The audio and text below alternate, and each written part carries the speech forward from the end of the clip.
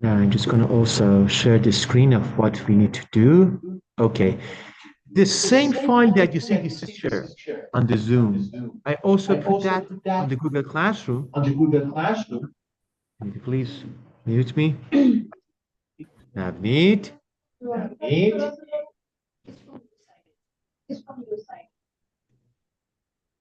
Somebody's not mute.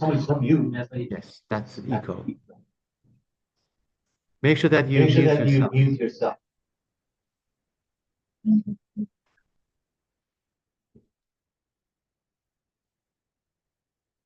Now, okay, this is good.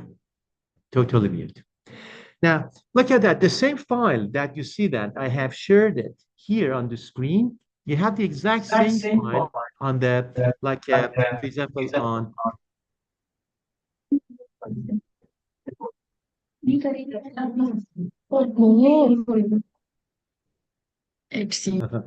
hold on a sec. Is it fine? Yes. Now, you have the same file exactly on the Google Classroom, okay? And that's essentially what we need to do. Now, sometimes some of the codes that you see before, I just, I'm gonna also share it here. Do you remember I said that in the meantime, that you need to go home to install Anaconda to have it running on your system by next week? Today, you can just use it online. I'm just gonna put here Jupyter Notebook online. I do not recommend you do that, but what can we do? This is online. It's not as what you expect, but you click on that link. You see the share link, huh? You see that? Then you go there. When you are there, you see three different sections: Jupyter Lab, Jupyter Notebook, and Jupyter Lite. Okay, I'm just going to click on the middle. That this is Jupyter Notebook. Then it opens something like this. You see, it's there's some introduction, blah, blah, blah, blah. For example, how to visualize a thing there. This is like, for example, showing that how the things are. The neat thing to do is this. You see on the ribbon on the very top, I have five edit view run kernel self. Please mute me. People at the back. Are you listening? Yes. Please unmute.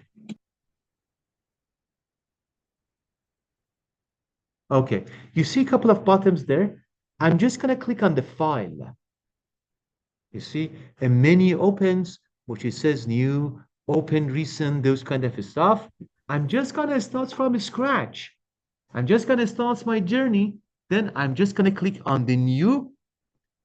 On the new, you see, new notebook. Because we are going to write some stuff. What do you write on? You write on a notebook, huh? That's why always remember you have to open a notebook. Then you can open a text file, you can open a Python file or anything. But I'm just going to open a notebook. When you open a notebook, you see exactly it lands us to the exact same thing that we had before, that you had to install Anaconda. If you fail to install Anaconda, like today, you cannot install it. Just use this one. Always you need the internet access. Go to search Jupyter Notebook online, follow those steps which I did, open a new notebook with the Python kernel, which I'm just going to call select. Okay. And that's the file which I have done. Now, I'm just going to show you before I just go to the slides to show you how the neural networks works or what the perceptron does in terms of the computational power that we're going to use. I'm just going to show you some stuff in order to you just see how to start the journey. First, your notebooks that you're going to write, you remember you used to go to school, you used to write your name on top of your notebooks. It doesn't get lost with someone else. I'm going to do the same thing. You see on the top, it says untitled. Huh? When I click on it, you see it says untitled dot I PyNB Python notebook. Do you see that thing is shown? You see untitled, it seems there is no name. I'm just gonna give it a name. I'm gonna name it, let's say, for example, we are in week 2 of the course. For example, I'm just gonna call that, for example, week 2. Enter, you rename it. You see on the top, remember you do not erase .ipynb. Don't erase it. Only the untitled. I erase it. I just put the name which I want. You can put it Apple, Tim Hortons, week 2. But you rename it to something that it shows what is that file there on your desktop. This is week 2. I just call it week 2. Now, then the next thing, the things that you write, you want to save it sometimes in order to just have the access to that. Okay. Now, look at that. There are 3 things before I show you how to save it. There are 3 things you can write there. You see, the cursor, which is beeping there, it's on a line. Huh? This line, you can write 2 things. Either you are going to write some codes in Python. Do not worry if you do not know anything. I'm just going to give you the code. You take it from me. You put it there, and that's it. You do not need to think, oh, what do I have to write? I give the codes. It's written there. You copy paste it there. Okay? Now, when it's there, for example, you write a code. Sometimes you want to write a note. You see on the top, you see something is written code. You know, you see my cursor. I click on it. I'm just going to write, for example, you see code, markdown and raw. If I write a markdown, I can write text. You can start writing stories. You're gonna see my notebook. If for the case of teaching, I have written some stuff. For example, what is a perceptron? What is a neuron of the brain? I have written it.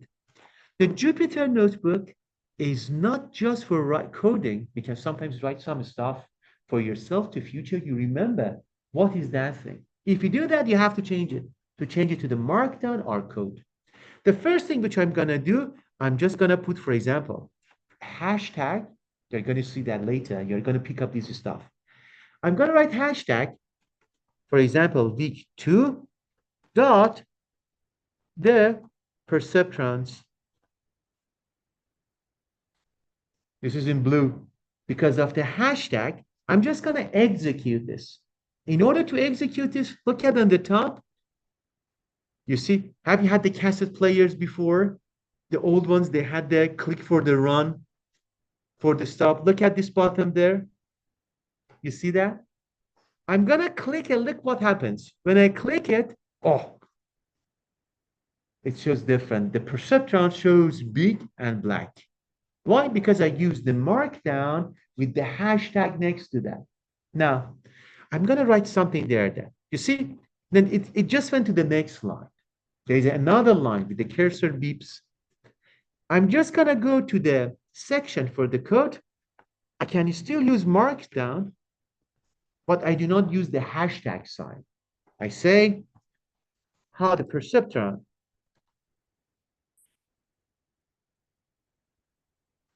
works.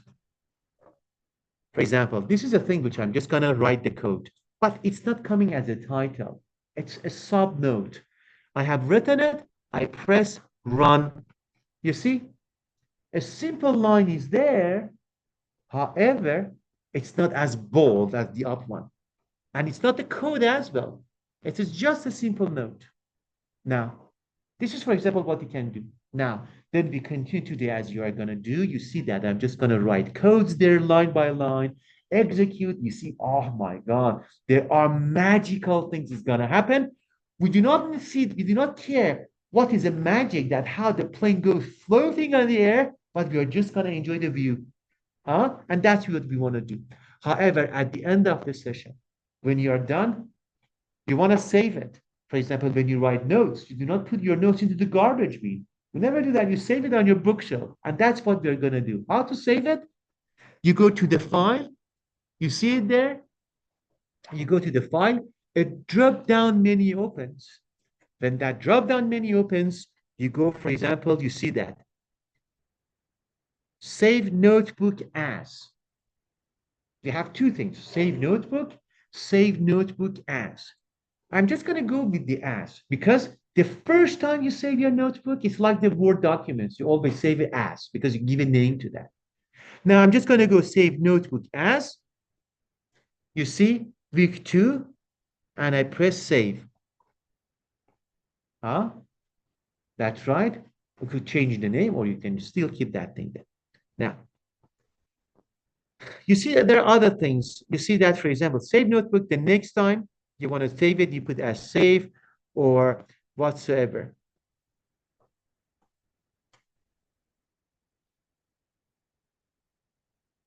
Now, I'm just going to keep it there. I'm just going to go back to the things which I just want to teach. Then we come back to add some stuff there. Okay. But as I said, I'm recording it. You also have the file at home. You can go back to do the stuff. Now, I'm just going to go to this one, the main. Do you see this one, the neuron structure? This is exactly the thing that we're going to talk through that today. Hopefully, if you have enough time. Otherwise, we divide the session between today and next week to finish this part. Okay, which is essentially we're going to talk about the perceptron. Then we expand it to the neural networks. Then we finish the whole semesters using these concepts for the drug design or any other things in the healthcare for diagnosis or therapies. Now, before we just go that, I need to do some kind of preliminary stuff. Then, because there's an analogy between this and the neuron physiology.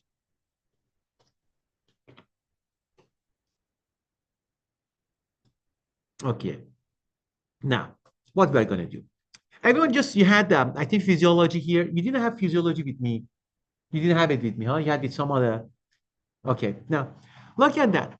If you remember, and as you look at on this one, a neuron is a building blocks of either the central nervous system or the peripheral nervous system. We do not need to know this kind of stuff, but I'm just going to walk you through the mechanism that is behind this one to transmit a signal from a stimuli, because exactly the thing that we are just going to do that with the artificial neurons, because we're going to build the neurons on a computer, but not the physiological neurons. It's artificial one that you have it on your system.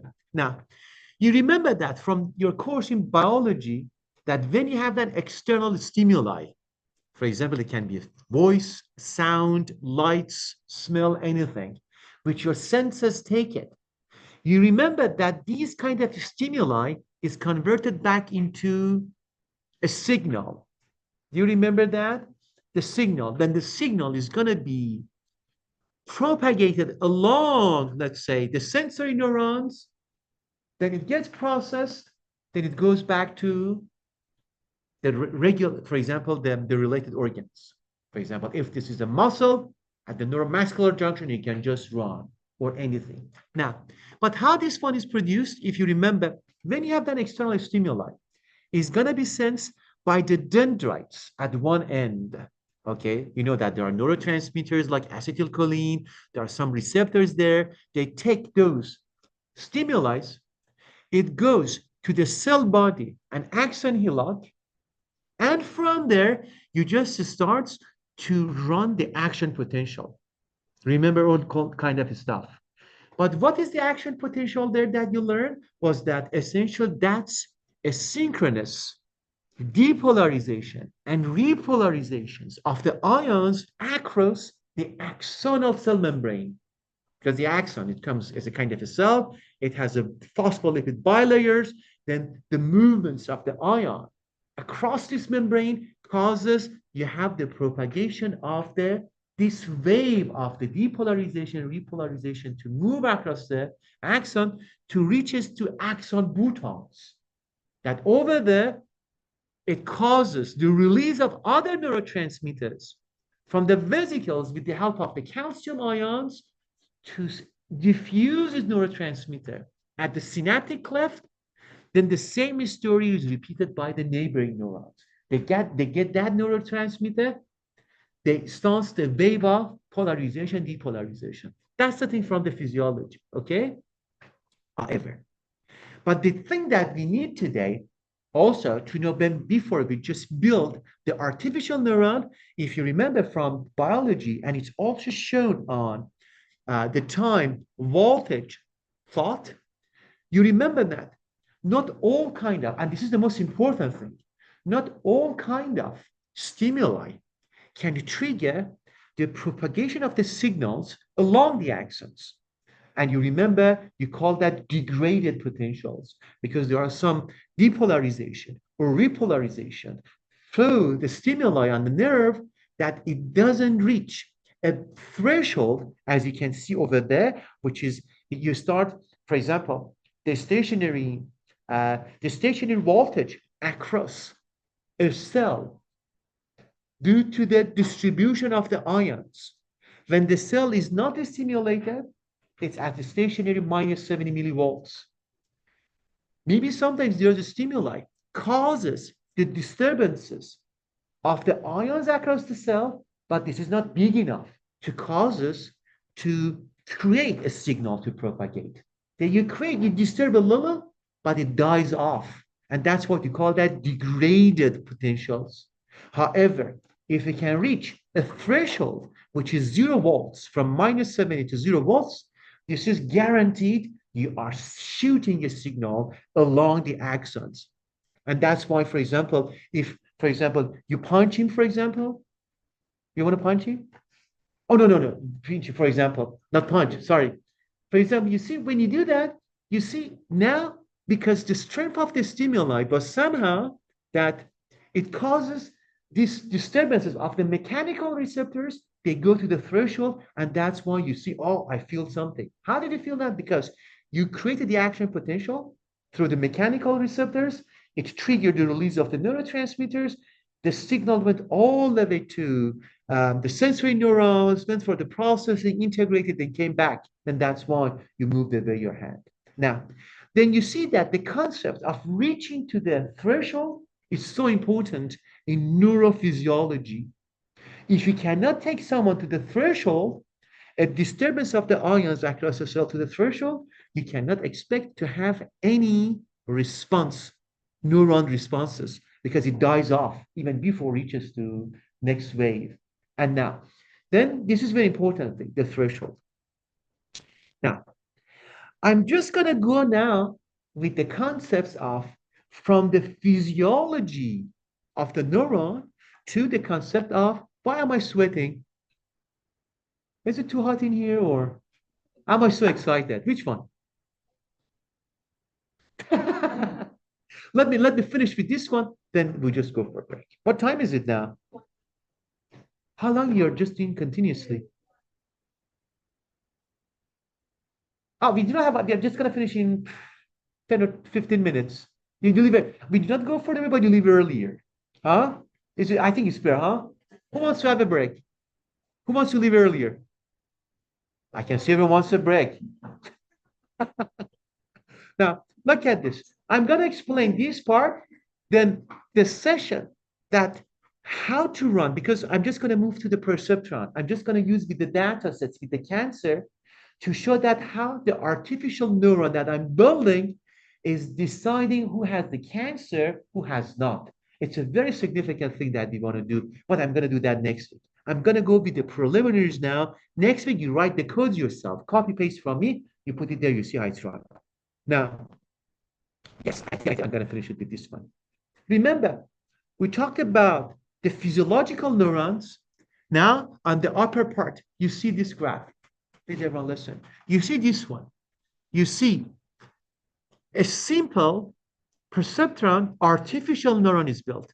Now, we are not going to build a neuron because we cannot build a physiological neuron, but we are just going to build artificial one on your laptop that it can process the information.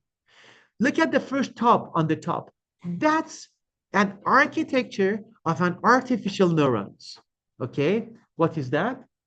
For example, you can see that we have on the left, we have, for example, 1, x1, x2, xm. They all go to, you see, there is something called sigma. You see, this sigma, you can think of it as a neuron, a cell body. Do you remember? Look at up there. Do you remember the cell body of the neuron? And you see the dendrites there? And look at this one here. This sigma, it becomes the cell body. And these ones with W naught, W1, W2, these one, it becomes like the dendrites. They are taking the stimuli from the external environment. They are processing it to the cell body and action hillock to see that if we can generate an action potential to send the signal to the neighboring neurons. All these ones comes to the cell body, which is the sigma. You take it there. This is going to action here lock. But remember, we discussed that we have to have what? We have to have a threshold. Threshold, if you reach the threshold, it means that if you have enough repolarization to bring, for example, the sodium inside, potassium outside, you bring the inside of the cell more positive because you are making it, shifting it from minus 70 millivolts to 0 volts. You are shifting more positive ions inside, like the sodium ions. If you can do that, you send the signals.